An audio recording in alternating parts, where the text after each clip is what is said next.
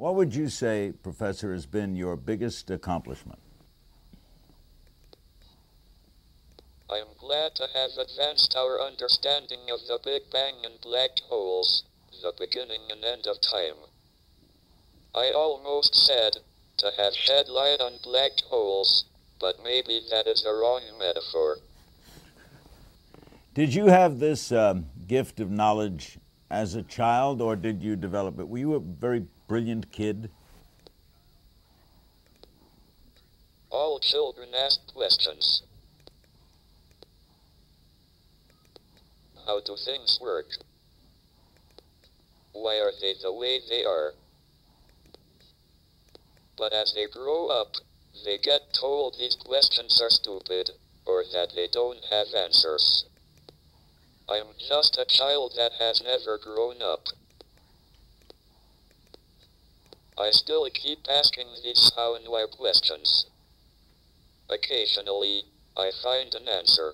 How do you deal with the inevitability that one day you will lose your ability to communicate? We all face the inevitability of death one day.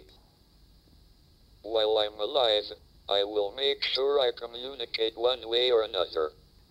Did you ever want to be anything besides a research scientist? Did your incredible intelligence in any way make you feel like you had to go into science for the betterment of man, regardless of your own personal dreams?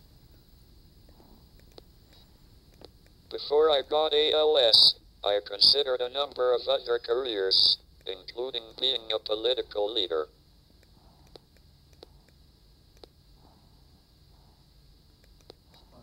Because I wasn't born in the U.S., I couldn't be president. But I might have been British Prime Minister. However, I'm glad I left the job to Tony Blair. I think I get more job satisfaction than he does, and I expect my work will last longer. Is there anywhere, Professor, in the world that you have not been that you would like to go, and why? Where I would really like to go is not anywhere on Earth, but out in space. If I were someone like Bill Gates, I would hire the space shuttle. It would only cost a few $100 million. What, Professor Hawking, do you consider the most important discovery of this millennium? I think the invention of printing was a breakthrough for the human race.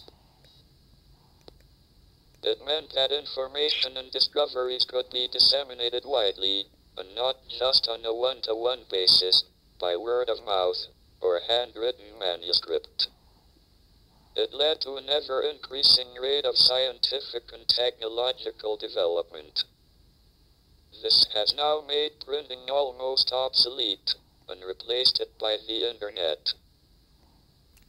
What do you expect will be the biggest change in the way we'll live in the future? I think genetic engineering with humans is going to occur, whether we like it or not. It will change our standard of what is human, but it will be a gradual change because there's so much we don't know, and because humans take time to grow up. We won't change much in the next 100 years, but we might after that. What, Professor, is cosmology? Cosmology is the study of the whole universe, its origin, evolution, and eventual fate. It is the background to all our lives. What, in your area of study, Stephen, do we know the least about? We feel we are tantalizingly close to a complete unified theory, but we might be miles away, or barking up the wrong tree. If I had a wish, it would be to know whether we are on the right track. What is a black hole? A black hole is a region that is so warped by gravity that light cannot get out. Or at least, people thought that light could not get out of a black hole until I showed that the uncertainty principle of quantum mechanics allows light to leak out slowly. Some people call this Hawking radiation. When, Professor, did the universe begin? And do you know when it'll end? We have good evidence the universe began in a Big Bang, about 15 billion years ago. We are less certain how it will end, but recent observations suggest the universe will expand forever at an ever-increasing rate. Do you believe in life in other places, other planets?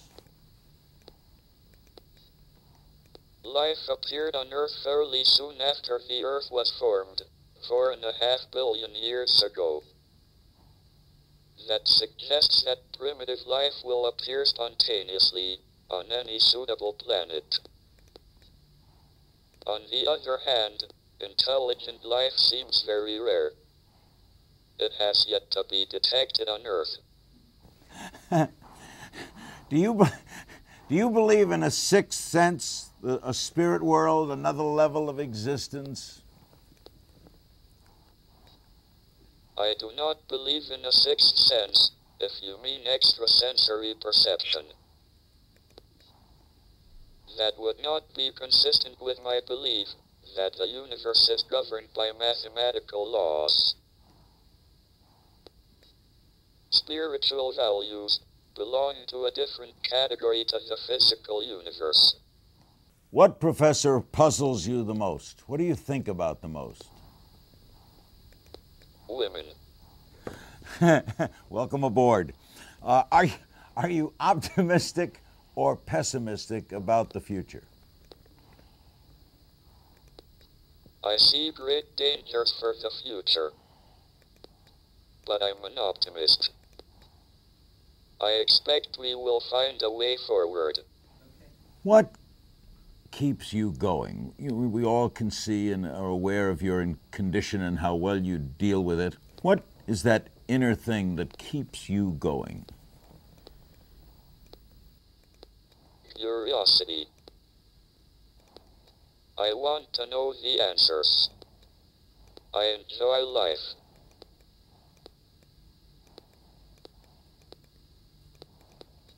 I will keep going as long as I can. What else can anyone do? And finally, happiness is relative, of course. Are you a happy man? Yes.